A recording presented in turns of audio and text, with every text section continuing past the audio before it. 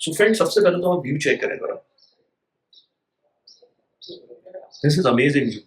मैं अभी छुट्टियों पे आया हुआ था। इससे पहले मैं लाहौर गया था, लाहौर से इस्लामाबाद, इस्लामाबाद से फिर on the way from Balakot and Narayan Kaghan, ये सारी चीजें होते हुए अभी हम बुरावई के नाम से एक जगह है, यहाँ पर आए हैं। रुकना नारायण में था, लेकिन थोड़ा सा प्लान अनप्लान्ड ये थोड़ा सा इवेंट हो गया था, क्योंकि मुझे नहीं पता था कि हम वाकई ट्रैवल कर रहे हैं कि नहीं कर रहे हैं। तो बिल्कुल एंड पे लास्ट डे के अंदर मैंने ये ट्रैवल प्लान किया था। और जाहिर सी बात है, फिर मैं वीडियोस के पॉइंट ऑफ व्यू से भी जो है लैग कर रहा था थोड़ा सा, तो मैंने कहा यहीं पर बनाते हैं। और बहुत जबरदस्त लाइटिंग भी अच्छी है, मैं फोन से ही बना रहा हूँ, मुझे कैमरा यूज नहीं करना पड़ रहा। ये माइक मैंने लगा लिया था बस। तो एक्सीलेंट लोकेशन, एक्सीलेंट लाइटिंग।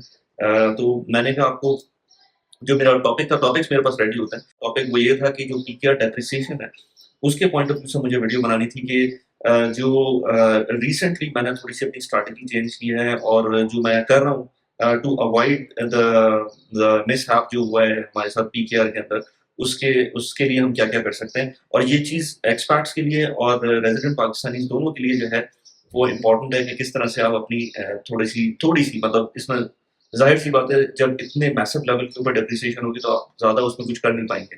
लेकिन फिर भी जो थोड़ा बहुत आपको नॉलेज होनी चाहिए, एटलीस्ट जो आप कर सकते हैं, उस चीज को एटलीस्ट पता होना चाहिए। तो वो मैंने उसके हिसाब से मैंने कहा कुछ पॉइंट्स है मेरे पास, वो मैं आपसे शेयर करूँ। 6 पॉइंट्स है मेरे पास। 6 पॉइंट्स के अंदर आपको मैं बताता हूँ कि किस तरह से, कुछ पॉइंट मैंने पिछली वीडियोस के अंदर भी जिक्र किया है, लेकिन मैं जस्ट टू रिएटरेट मैं उन चीजों को बताऊंगा।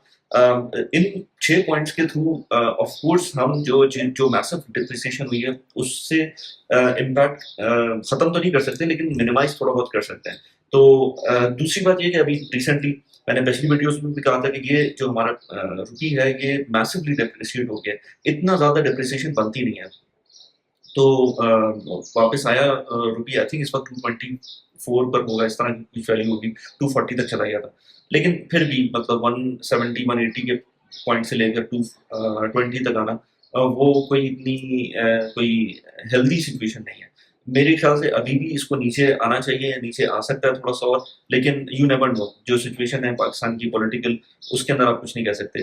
बाय द वे, जो लोग डिफॉल्ट की बातें कर रहे होते हैं वो पॉसिबिलिटी मेरे ख्याल से इस वक्त एटलीस्ट नहीं है, क्योंकि जो नंबर्स हम देख रहे होते हैं, जो जितनी शॉर्ट टर्म पेमेंट करनी है और जितनी इन्फ्लोज हैं पाकिस्तान के अंदर, उससे डिफॉल्ट का खतरा तो नहीं है। बाकी गवर्नमेंट जो अपने मेजर्स ले रही है, इम्पोर्ट कर्व करना और इस तरह की चीजें करना, वो अपने हिसाब से जो कर सकते हैं वो कर रहे हैं। लेकिन ये कि आप अपने, मैंने एटलीस्ट, मैं आपको नहीं पूरा, लेकिन मैंने एटलीस्ट जो चीजें की हैं, जो मेरे एसेट्स पाकिस्तान के अंदर थे in terms of rupee, rupee assets by the way वो किसी ना किसी टाइम पे अप्रिशिएट कर जाएंगे। लेकिन जो प्रॉब्लम आएगी वो आपकी करेंसी के अंदर आएगी। जो करेंसी के अंदर हार्ड करेंसी जो आपके पास मौजूद है, वो उनके बारे में बता रहा हूँ मैं। अच्छा, इस वीडियो को लाइक जरूर करें, और इस ब्यूटीफुल व्यू के साथ आप इस चैनल को भी सब्सक्राइब कर दें। और इसके अलावा मैं इंस्टाग्राम पे होता हूँ। इंस्टाग्राम पे मैं रिप्लाई ज्यादा नहीं कर पाता, लेकिन और पोस्ट भी इतनी नहीं कर पाता, लेकिन स्टोरीज में अपडेट कर रहा होता हूँ कभी कभी। इस बाय द वे इस ट्रिप को मैं जरूर डॉक्यूमेंट करूंगा इंस्टाग्राम के ऊपर। और मैंने इस्लामाबाद, कराची और लाहौर का मैंने एक कंपैरिजन, बहुत अरसे बाद मैं यहाँ नॉर्दर्न एरियाज दोबारा आया हूँ, तो मुझे एक फीलिंग आई है, तो मैं सोच रहा हूँ एक ट्विटर थ्रेड लिखूं कि मुझे क्या फीलिंग आई है कि कराची क्यों लैग कर रहा है इसमें। तो वो भी उस एक ट्विटर थ्रेड में बनाऊंगा, may be in next couple of weeks. उस ट्विटर पे जरूर फॉलो करें मुझको, मैं उसके अंदर थोड़ा बहुत एक्टिव होता हूँ, तो उस पर जरूर फॉलो करें, लाइक जरूर करें। तो जैसे पहला पॉइंट मैं बताऊं, मेरा एक डेंटल ट्रीटमेंट था जो कि मैं बहुत अरसे से अवॉइड कर रहा था, और अभी भी अवॉइड कर सकता था। मैं पाकिस्तान आया था तो मैंने कहा यार ये काम कर लेते हैं, क्योंकि अच्छा खासा एक्सपेंसिव था, तो मैंने कहा वो पैसे एटलीस्ट कहीं ना कहीं यूज हो जाएंगे। अब और इसमें एक और इम्पोर्टेंट बात ये कि जब रुपी डेप्रिशिएट हो रहा होता है, तो जो इम्पैक्ट इन्फ्लेशन पे आता है वो कुछ चीजों में तो इमीडिएट आ जाता है, लेकिन कुछ चीजों में हल्के हल्के आता है। अब ये नहीं हो सकता कि एक हफ्ते पहले लेट से कोई डेंटल प्रोसीजर कराना हो, उसकी फीस लेट से 1 लाख रुपए है, तो वो रुपी डेप्रिशिएट मैसिवली हो गया लेट से 20% एक हफ्ते के अंदर, तो वो 1 लाख से 1 लाख 20 हजार करते हैं। ऐसा नहीं होता, वो शायद 1 लाख रुपए ही रखें, वो कुछ अरसे बाद उसको जाकर उस पर इम्पैक्ट आएगा। तो उसके लिए बेहतर ये है कि जो चीजें आपकी ये डेंटल ट्रीटमेंट का मैंने बताया ना आपको कि मैंने जब किया तो मैंने जो 2 हफ्ते पहले कोट ली थी, उसके बाद जब रुपी डिप्रिशिएट हो गया, 2 हफ्ते भी पहले नहीं, एक महीने पहले जो कोट ली थी, एक महीने बाद जब मैंने ट्रीटमेंट कराया वो सेम रेट के ऊपर मिला मुझको। तो उसमें आते आते उसको टाइम लगता है। तो कुछ चीजों में फिर अगेन जो प्रॉब्लम ये है कि वो जब हो जाएगा, जैसे बहुत सारी चीजें जब महंगी हो जाती हैं तो फिर वो वापस नहीं आती है। तो लेकिन जब होने में थोड़ा सा टाइम लगता है, तो वो उस टाइम पर आपको वो काम कर लेना चाहिए। अच्छा, सेकंड पॉइंट इसमें ये कि जैसे मैंने अभी ये पाकिस्तान का टूर जो मैंने सोचा था, पहले मेरा प्लान था कि मैं लेट्स से जॉर्जिया और टर्की चला जाऊँगा दोबारा से। लेकिन जब मैं पाकिस्तान के अंदर ही था और मेरा एक्सटेंडेड वेकेशंस थी पाकिस्तान के अंदर, तो वेकेशन भी थी, वर्क फ्रॉम होम भी था। तो मैंने कहा कि why not to spend that money जो पाकिस्तानी रुपी के अंदर मैंने ऑलरेडी खर्च किया। और बाय द वे ये एक 6 पॉइंट बहुत इम्पोर्टेंट है, 6 पॉइंट तक ज़रूर देखिएगा इस वीडियो को। जो मैं कह रहा हूँ कि पाकिस्तान टूर जो मेरा प्लान नहीं था, वो प्लान इस तरह बना कि मैंने कहा यार ये ऑलरेडी रुपी इतना डेप्रिशिएट हो गया है। अगेन पेट्रोल के एक्सपेंसेस या फ्यूल के एक्सपेंसेस जो होंगे वो आपको लगेंगे। होटल के एक्सपेंसेस अभी भी इमीडिएट एक्सपेंस नहीं पड़ा होगा। तो वो मैंने जो कोटेशन ली थी, थोड़ा बहुत मुझे एक्सपेंसिव पड़ा था 1-2 महीने के पहले जो कोटेशन ली थी। उसके बाद जो मैंने कोटेशन ली तो थोड़ा सा एक्सपेंसिव हुआ। अगेन रुपी डेप्रिशिएट हुआ 20-25% बल्कि शायद इससे भी ज़्यादा। लेकिन जो मुझे जो जो कोटेशन मिली थी उससे वो शायद वो 10% ही महँगा हुआ। ये शायद 5 to 10% जो फ्यूल की वजह से एक्सपेंसिव हुआ था, थोड़ा बहुत वो एक्सपेंसिव हुआ था जो कोटेशन मिली थी। तो इसलिए अगेन जो काम करना है उसको एक तो पहले ले आएँ, और दूसरा ये कि जो चीज़ डॉलर में करनी थी, जैसे मुझे ट्रैवलिंग डॉलर में करनी थी, वो फिर मैंने छोड़ दी। पैसे मौजूद थे, जो फंड मौजूद थे, वो मैंने यहाँ पर यूज़ कर लिया। अब बात करें थर्ड पॉइंट की। थर्ड पॉइंट फाइनेंस से रिलेटेड है। मेरे पास म्यूचुअल फंड्स बहुत अरसे से मौजूद थे, जो इंडेक्स फंड्स बेसिकली थे। इंडेक्स फंड्स कह लें या पाकिस्तान में इंडेक्स फंड्स के ऊपर मैंने एक और वीडियो भी बनाई थी कि वो बात नहीं है इंडेक्स फंड्स की। लेकिन मेरे पास जो एमसीबी का, आरिफ हबीब का जो फंड था, उसको मैंने कन्वर्ट करा लिया। ऑल्दो कि लेट कराया, पहले करा लेना चाहिए था। मैं उसके अंदर सोच रहा था कि शायद ऊपर चली जाएगी मार्केट, थोड़ा सा फायदा हो जाएगा, लेकिन उसमें डेफिनेटली नुकसान हुआ। मैंने उसको कन्वर्ट करा लिया जो उनके मनी मार्केट फंड्स थे। मुझे नाम याद नहीं आ रहा, मैं लिख दूंगा यहाँ पर टाइटल में कि कौन सा फंड था जिसके अंदर मैंने चेंज कराया था। चेंज कराने के बाद अगेन उसके अंदर मुझे डेली लेवल के ऊपर प्रॉफिट मिल लगा। उसमें इस्लामिक भी है, कन्वेंशनल भी है, जिसमें आपको कराना है वो करवा सकते हैं। म्यूचुअल फंड इस वक्त रखना, मैं इसलिए कह रहा हूँ कि ठीक है म्यूचुअल फंड आप रख सकते हैं इक्विटी बेस्ड, लेकिन इक्विटी बेस्ड में मेरे पास एकेडी का इक्विटी बेस्ड म्यूचुअल फंड है जो मैंने रखा हुआ है अभी भी। लेकिन 2 फंड्स मौजूद थे और मैंने उनको कन्वर्ट नहीं कर पाया था, यानी कि मैंने उनको इन कैश नहीं करवाया था। वो वैसे ही चल रहे थे, नुकसान में थे।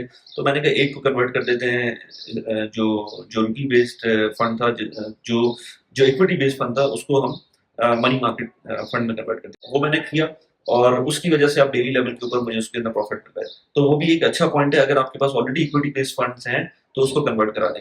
अगेन मैं कहता हूँ कि ये पॉइंट ऐसा होता है जिसके अंदर आप पैसे बना रहे होते हैं for the long term. Stock market के अंदर मैं अभी भी इन्वेस्टेड हूँ, और अभी आपने देख लिया स्टॉक मार्केट ने रैली किया दोबारा से। यू नेवर नो कि क्या सिचुएशन होती है, क्या क्या नहीं होती है। तो over the long period of time, 10 years let's say, अगर उतने पैसे आपने डालेंगे कि जो 10 साल तक आपको नहीं चाहिए, तो आप बिल्कुल सेफ होते हैं। उसके अंदर आप कभी ना कभी आप उसके अंदर अगर थोड़े से भी अच्छे स्टॉक्स लेना, तो कभी ना कभी आपको उसमें फायदा मिल ही जाएगा। तो इसलिए मैं उस पॉइंट ऑफ व्यू से इक्विटी के अंदर इन्वेस्टेड हूँ, लेकिन कुछ पार्ट मैंने उसके अंदर कन्वर्ट करा दिए मनी मार्केट फंड। अच्छा, एक मिसकॉन्सेप्ट जो पाकिस्तान के अंदर है वो ये कि हम गाड़ी ले लेते हैं। गाड़ी लेकर हम इन्वेस्ट कर देते हैं उसके पैसे, और वो उसके एप्रिशिएट हो जाएगी, क्योंकि जब डॉलर एप्रिशिएट होता है तो गाड़ी की प्राइस भी एप्रिशिएट हो जाती है। इम्पोर्ट बेस्ड एंटिटी है गाड़ी, तो जाहिर सी बात है उसके अंदर इम्पोर्ट के एलिमेंट शामिल है। तो वो जब भी टैक्सेस बढ़ाती है गवर्नमेंट, या गाड़ी की जो जैसे अभी टैक्सेस बढ़ाए हैं उन्होंने गवर्नमेंट ने, इसी तरह पहले भी टैक्सेस बढ़ाए थे।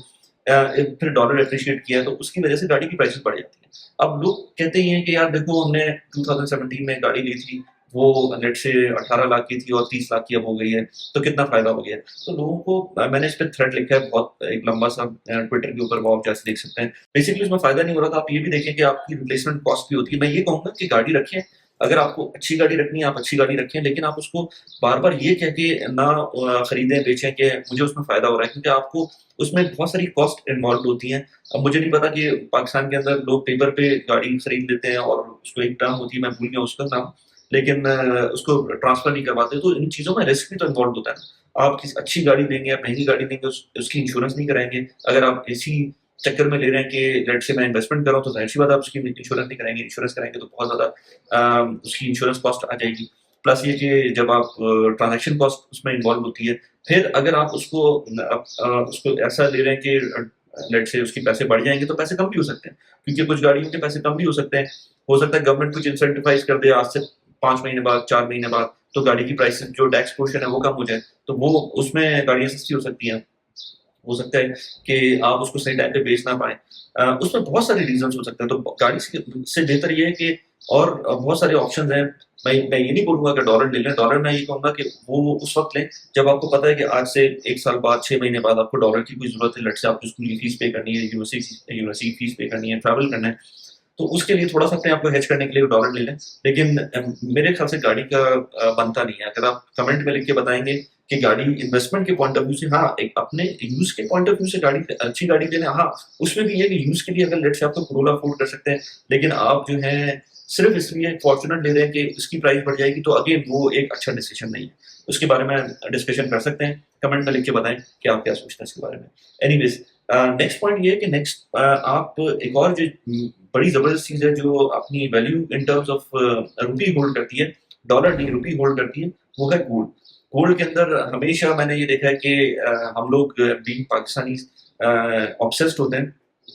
ऑल्दो कि हमें ये भी देखना चाहिए कि गोल्ड की डॉलर बेस्ड प्राइस पिछले आई थिंक कोई 10 साल के अंदर कोई इतनी मूवमेंट नहीं आई उसके अंदर। हार्डली कोई डॉलर बेस अगर देखें तो शायद 5% 10% का की मूवमेंट आई हो। ऊपर नीचे बहुत हुआ है, ट्रांजेक्शन बहुत उसमें ऊपर नीचे हुई है, लेकिन रुपी बेस में जब देखेंगे तो जाहिर सी बात लगेगा बहुत ज्यादा पैसे बढ़ गए। ये वही चीज है कि गाड़ी को जब आप रुपी बेस में देखेंगे तो उसके पैसे भी आपको लगते हैं कि बढ़ गए, लेकिन ऐसा होता नहीं है। लेकिन फिर भी गोल्ड एक ऐसी चीज है जिसको आप रख सकते हैं अपने अपने यूज में रख सकते हैं, अपने इवन ज्वेलरी के अंदर भी रख सकते हैं। अगर ज्वेलरी की gold as an investment jewellery के लिए सही नहीं है, लेकिन कुछ ना होने से कुछ होना बेहतर होता है, तो इवेंचुअली वो थोड़ा सा फायदा देगा रुपी टर्म के अंदर। डॉलर टर्म में अगर आप इन्वेस्ट कर रहे हैं सोच के कि डॉलर टर्म्स में रिटर्न मिलेंगे, तो वो कोई अच्छा डिसीजन नहीं होगा। अच्छा, मुझे नहीं पता कि ये 6 पॉइंट हो गए कि नहीं हो गए, क्योंकि मैं कुछ अपोजिटली जो बात कर रहा हूँ वही कह रहा हूँ, जो दिमाग में आ रहा है वही कह रहा हूँ। इसमें जो लास्ट पॉइंट है वो ये पॉइंट है कि जो मैंने अच्छा बेसिकली रोशन डिजिटल अकाउंट के साथ मैंने क्या किया, रोशन डिजिटल अकाउंट में जो डॉलर बेस्ड मेरे एनपीसीज थे वो मैंने रखे हैं, लेकिन जो पीकेआर बेस्ड एनपीसीज थे वही एज ए सेट जितने मेरे खर्चे आ रहे थे वो मैंने उन खर्चों को किया है, उनकी रिडीम कर करके किया है। और जो आखिर में मैंने एक और चीज ये की कि इससे पहले भी टी-बिल्स में इन्वेस्ट किया था मैंने, लेकिन उसके अंदर थोड़ी सी मिसकॉन्सेप्ट हो गए थे मेरे पास, क्योंकि मैंने कम वैल्यूज में इन्वेस्ट किया था और मुझे लग रहा था कि उसकी फीस बहुत ज्यादा है। तो बेसिकली ट्रेजरी बिल्स होते ही हैं कि government her quarter I think her 2 weeks के बाद ऑक्शन करती है, और उसके अंदर आप अप्लाई कर सकते हैं, और जो जो भी आपको रेट मिलता है, और जो नॉर्मली रेट आपको म्यूचुअल फंड्स, आरडीए और बैंक जो रेट दे रहे होते हैं उससे बहुत बेहतर होता है। अभी जो मुझे रेट मिला है आई थिंक 15.9% का या 15.6% का रेट मिला है। तो अगेन मैं लगा देता हूँ कि क्या एग्जैक्ट रेट था और क्या उसकी टर्म्स एंड कंडीशन। मैंने 5 लाख रुपए इन्वेस्ट किए, 5 लाख रुपए का कूपन रेट था वो, वो मैंने लिया तो मुझे 5 लाख रुपए मिल जाएंगे, और 4 लाख आई थिंक कोई 86 something like 84 something like that वो उसमें इन्वेस्टमेंट थी। तो मैंने 5 लाख रुपए उनको ट्रांसफर किए थे, सीडीसी में अकाउंट खोला था मैंने। इसकी अगर आपको डिटेल चाहिए तो मैं कमेंट के अंदर लिख दूंगा, या बेसिकली होता क्या है, आपके बैंक के अंदर अकाउंट हो या आपका सीडीसी में अलग से अकाउंट ले सकते हैं। तो कोई भी इस तरह के फाइनेंशियल जो इंस्टीट्यूट होते हैं वो आपको ट्रेजरी बिल्स ऑफर कर रहे होते हैं। ये गवर्नमेंट से लिंक्ड होते हैं और गवर्नमेंट के थ्रू ही आपको ये चीज मिल रही होती है। इसके अंदर अच्छी बात ये होती है कि रेट बहुत अच्छे मिलते हैं। तो एक इसमें ड्रॉबैक ये है कि जो ओवरसीज इन्वेस्टर्स हैं, अगर वो चाहते हैं, क्योंकि मेरा पाकिस्तानी बैंक अकाउंट ऑलरेडी था, मैंने पैसे उनको आरडीए से ट्रांसफर किए थे, लेकिन जो मुझे मिलेगा वो उसके जो रिटर्न मिलेंगे वो मेरे आरडीए में नहीं आएंगे, वो मेरे लोकल बैंक अकाउंट के अंदर आएंगे। मैंने 5 लाख रुपए ट्रांसफर किए थे, मुझे उन्होंने जो 14,000 रुपए या आई थिंक 15,000 या 16,000 रुपए जो भी बन रहे थे, 16-17 हजार रुपए बन रहे थे, वो मुझे उन्होंने, या 15,000 रुपए बन रहे थे एनीवेज, वो मुझे उन्होंने ट्रांसफर कर दिए थे वापस। और बाकी के जो पैसे थे 4 लाख लेट से 86,000 84,000 वो उन्होंने रखकर मुझे 3 महीने बाद, क्योंकि मैंने 3 महीने के लिए अप्लाई किया था, ये आप 3 महीने के लिए कर सकते हैं, 6 महीने के लिए कर सकते हैं, साल के लिए कर सकते हैं। टेन्योर आप डिपेंड करता है कि आप कितना कर लें, सबके डिफरेंट रेट्स मिलते हैं आपको, लेकिन आपकी डिपेंड करता है कि आप किस लेवल के ऊपर सोच रहे होते हैं। मुझे शॉर्ट टर्म सोचना था, तो मैंने शॉर्ट टर्म के ऊपर एनुअलाइज रेट के ऊपर 15.6% के ऊपर मुझको तकरीबन उसके अंदर प्रॉफिट मिला है। तो आप इस चीज को भी देखें, क्योंकि आरडीए के अंदर जो एनपीसी है पी के आर बेस्ड वो 11% दे रहा है, तो यहाँ पर आपको 15.6% का मिल रहा है return. As I said RDA के अंदर आप जो एनपीसी बेस्ड आरडीए है उसके अंदर इट डजंट मेक सेंस कि आप उसमें नई इन्वेस्टमेंट करें, या जो एग्जिस्टिंग इन्वेस्टमेंट है वो, मैंने एक दोस्त को भी कहा था कि उनको घर बनाना था, तो मैंने उनको कहा था कि यार आप बेसिकली कोशिश ये करें कि अपने पैसे दिरहम वाले पैसे ना भेजें, आरडी के जितने पैसे हैं उनको खर्च करते हैं, पहले रिडीम करते हैं जो रुपी बेस्ड है। डॉलर बेस्ड अभी भी सही है, रुपी बेस्ड जो है उनको एज सुन एज पॉसिबल उनको रिडीम करके जो पाकिस्तान में खर्च करना है करते हैं। तो वापस मंगवाने का सेंस बनता नहीं है। अगर आपको वापस मंगवाना है तो बहुत ज़्यादा आप नुकसान लेंगे उसके अंदर, तो बेहतर ये है कि आप उनको रिडीम कर दें। सी इन्वेस्टमेंट और ये सारी चीज़ें जो हैं ये बहुत इंपॉर्टेंट है, अपने वैल्यू अपने जो वेल्थ प्रिजर्व करना ये इंपॉर्टेंट है, वेल्थ को ग्रो करना इंपॉर्टेंट है, लेकिन उससे ज़्यादा इंपॉर्टेंट बात ये है कि आप एक तो पैसे ज़्यादा बनाएँ, ज़्यादा से ज़्यादा इनकम होनी चाहिए आपकी, और दूसरी इम्पोर्टेंट बात ये है कि अपने आप को डेट में ना रखें। डेट से हर सूरत में इन्वेस्टमेंट का तो आप सोचें ही ना, ना अगर आप किसी मेजर डेट के अंदर मौजूद हैं, अपार्ट फ्रॉम मॉर्गेज या कार फाइनेंस, इसके अलावा अगर किसी मेजर डेट के अंदर मौजूद हैं, तो एज सुन एज पॉसिबल उसमें से निकलने की कोशिश करें। यहाँ पर मैंने एक वीडियो का लिंक लगा दिया जिसमें आप जाके देख सकते हैं कैसे आप एज सुन एज पॉसिबल अपने जो लोन को वो खत्म कर सकते हैं। इस तरह से मैंने एक और वीडियो बनाई थी, यहाँ पर उसका लिंक लगा दिया कि कौन सी ऐप्स हैं जिनको आपको बिल्कुल भी टच नहीं करना चाहिए और उनसे दूर रहना चाहिए फाइनेंस के पॉइंट ऑफ व्यू से। यहाँ पर उसका लिंक लगा दिया। कैसी लगी वीडियो प्लीज मुझे बताइएगा। Thanks for watching the video. Bye bye.